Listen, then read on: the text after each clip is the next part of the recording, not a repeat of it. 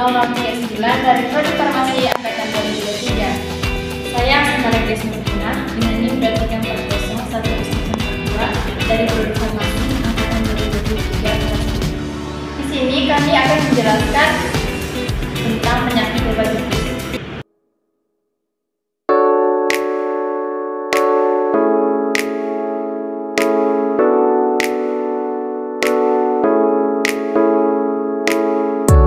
Merupakan peradangan pada hati yang disebabkan oleh berbagai macam penyebab, baik infeksi maupun non-infeksi.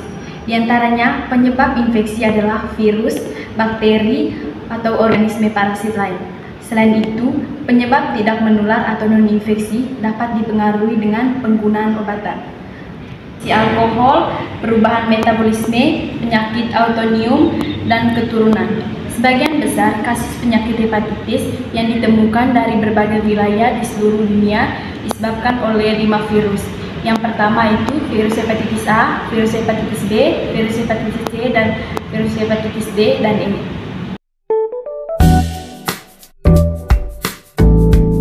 Terdapat beberapa gejala bagi penderita penyakit hepatitis. Yang pertama itu kelelahan, yang kedua demam, muntah, kehilangan nafsu makan, mual, nyeri pada bagian perut, dan sebagian pasien mengalami penyakit kuning. Diagnosa penyakit hepatitis dapat ditinjau berdasarkan gejala-gejala yang dialami oleh pasien.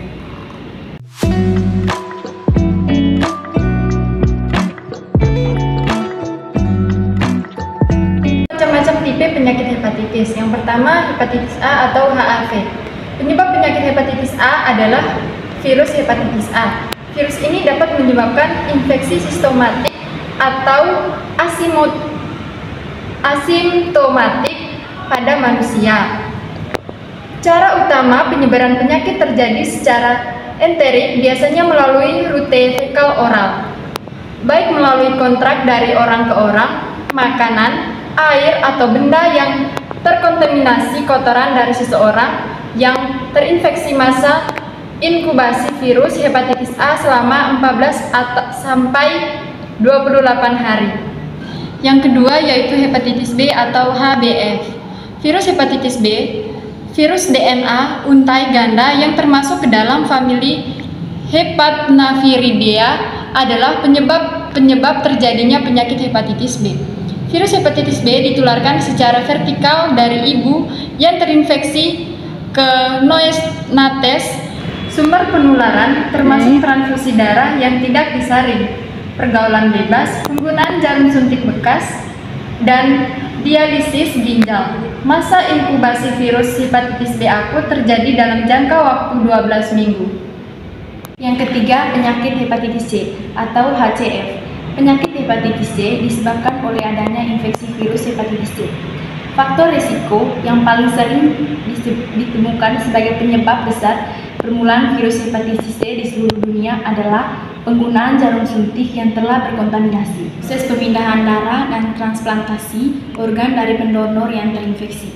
Masa infeksi virus hepatitis C sekitar 7 hingga 8 minggu dengan gejala awal mirip seperti flu. Yang keempat, hepatitis D atau HDF. Hepatitis D adalah infeksi hati yang disebabkan oleh virus hepatitis D. Infeksi terjadi secara eksklusif pada orang yang pernah terjangkit hepatitis D. Proses penularan virus hepatitis D mirip dengan virus hepatitis B, yaitu memulai paparan parenteral. Yang telah terinfeksi virus hepatitis B kronis dapat berkembang menjadi superinfeksi dengan virus hepatitis D akut yang lebih parah dan dapat berubah menjadi penyakit hepatitis D kronis yang akhirnya menyebabkan kerusakan hati seumur hidup sehingga menimbulkan kematian. Yang kelima yaitu hepatitis E atau HIV. Penularan virus hepatitis E terjadi jika seseorang mengonsumsi air atau makanan yang terkontaminasi tinja. Penularan juga terjadi secara vertikal dari wanita hamil ke janin yang belum lahir. Masa inkubasi virus hepatitis E antara 15 sampai 60 hari. Seseorang yang terinfeksi virus hepatitis E akan timbul gejala tidak spesifik seperti nyeri pada perut bagian kanan atas, penyakit kuning, kehilangan nafsu makan, rasa lelah, mual, dan muntah.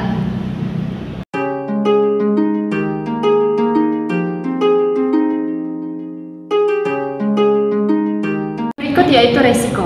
Penyakit hepatitis dapat merusak fungsi organ hati sebagai penetral racun dan sistem pencernaan makanan dalam tubuh yang mengurangi sari-sari makanan untuk kemudian disebarkan ke seluruh organ tubuh yang sangat penting bagi manusia.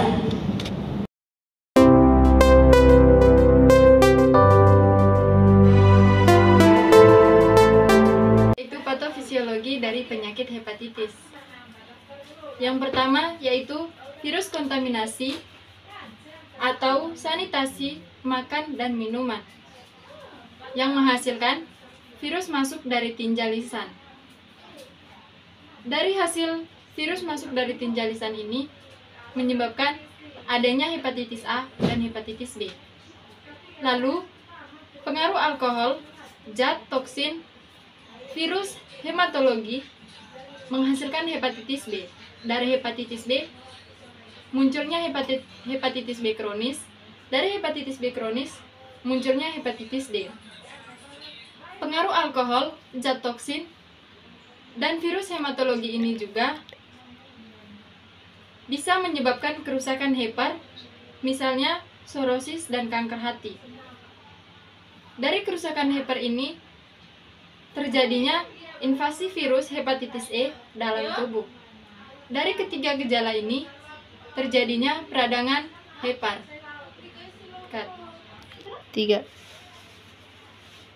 Pada peradangan hepar ada dibagi menjadi 3 gejala, yaitu aktivitas neutrofil dan makrofag, yang dimana hasil dari aktivitas neutrofil dan makrofag ini terjadinya rangsangan sel endotel hipotalamus yang menyebabkan pengeluaran asam akaridonat. Akibat dari pengeluaran asam akaridonat ini menghasilkan memori pengeluaran prostaglandin, yang dimana terjadinya aktivitas kerja termostat hipotalamus. Hasil dari aktivitas kerja termostat hipotalamus ini terjadinya peningkatan pada suhu tubuh atau demam yang menyebabkan adanya hipertermia. Peradangan hepar yang kedua yaitu gangguan suplai darah normal pada hepar yang menyebabkan kerusakan sel hati dan smile. Pada kerusakan hati dan smile ini dibagi menjadi 2 lagi, yaitu yang pertama obstruksi dan yang kedua kerusakan fungsi hati. Pada obstruksi terjadinya gangguan ekskresi sialan, sedangkan pada kerusakan fungsi hati menyebabkan bilirubin tidak sempurna dikeluarkan. Dari hasil keduanya mengakibatkan munculnya retensi bilirubin. Dari retensi bilirubin ini menghasilkan peningkatan kadar bilirubin. Pada peningkatan kadar bilirubin itu dibagi menjadi 3 lagi. Yang pertama, ikterus pada mata dan kulit. Yang kedua, peningkatan garam enum di dalam darah yang mengakibatkan diekskresi di ginjal, lalu menghasilkan urin berwarna seperti teh. Yang ketiga yaitu gangguan pemberian warna fases, yang menghasilkan fases menjadi lebih pucat atau coklat dan bau.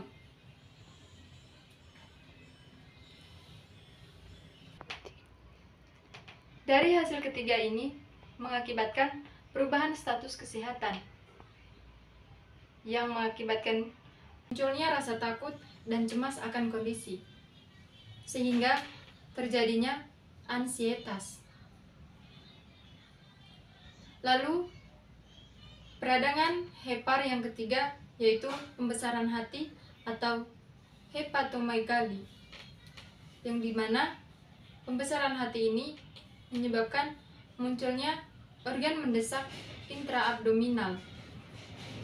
Pada organ mendesak intraabdominal ini dibagi menjadi 2. Yang pertama, mendesak lambung, yang dimana terjadinya HCl meningkat. Karena HCl meningkat, maka munculnya rangsangan mual dan muntah SSP yang mengakibatkan terjadinya anoreksia dan mulut terasa pahit sehingga menyebabkan ketidakseimbangan nutrisi kurang dari kebutuhan tubuh. Pada rangsangan mual dan muntah SSP ini mengakibatkan juga kehilangan banyak cairan di dalam tubuh sehingga terjadinya menurunnya jumlah elektrolit Na, K, dan lain-lain, dan juga dehidrasi dan kapur, sehingga terjadinya resiko kekurangan volume cairan dan elektrolit. Pada organ mendesak, intraabdominal ini juga mengakibatkan hipertensi porta di hati, sehingga mengakibatkan pengumpulan cairan di rongga peritoneum yang mengakibatkan munculnya esiter sehingga menyebabkan kelebihan volume cairan.